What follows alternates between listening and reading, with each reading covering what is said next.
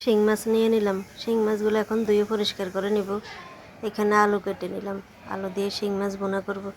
এখানে লাউ শাক কেটে ধুয়ে নিলাম, লাউ শাক ভাজি করব। রান্নার জোগাড় করে নিলাম। এখন আগে শাক সিদ্ধটা বসিয়ে দিব। আসসালামু আলাইকুম, সবাই কেমন আছেন? আলহামদুলিল্লাহ আমরা ভালো আছি।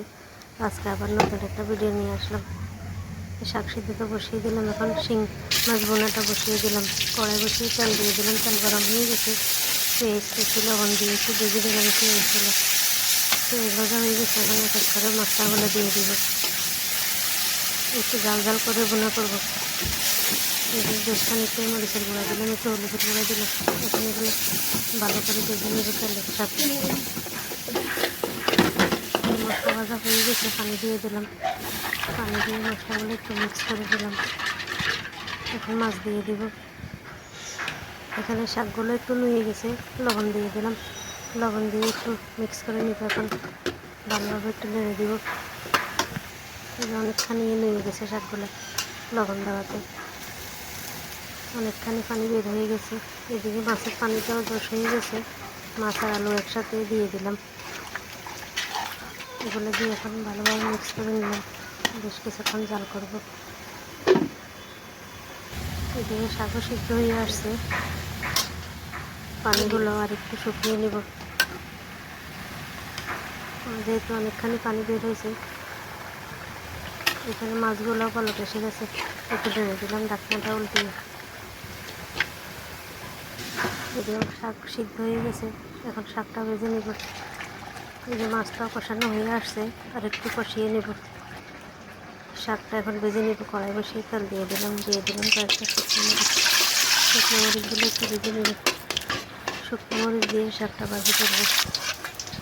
শুকনো মরিচগুলো উঠিয়ে দিলাম। এখানে দিয়ে দিলাম কয়েকটা আবার শুকনো মরিচ দিয়ে দিলাম। পেঁয়াজ রসুন কুচি এগুলো একটু ভালোভাবে ভেজে নিলাম। দিয়ে দিলাম শাকগুলো একটু মিক্স করে নিলাম। শাক ভাজিয়ে হয়ে গেছে, নামিয়ে নেব। এখন এদিকে মাছটা কষানো হয়ে গেছে। দিয়ে দিলাম জিরা ধনিয়ার গুঁড়ো, দিয়ে দিলাম পানি। এগুলো দিয়ে একটু ভালোভাবে মিক্স করে নিলাম। এখন বেশ কিছুক্ষণ জাল করবো। এদিকে শাকটা ভাজি হয়ে গেছে, এখন নামিয়ে নেব। শাকটা দিয়ে দেবো। এদিকে মাছটাও ভালো বেশি গেছে, আবার একটু নিয়ে দিলাম। ঝোল কমা পর্যন্ত জাল করবো।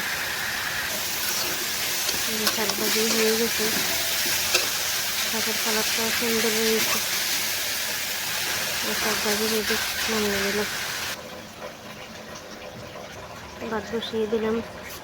এদিকে মাছটাও হয়ে আসছে, আর একটু শুকিয়ে নেব। মাছের কালারটা অনেক সুন্দর হয়েছে। মাছ রান্নাও রেডি। ধনিয়া পাতা দিয়ে দিলাম।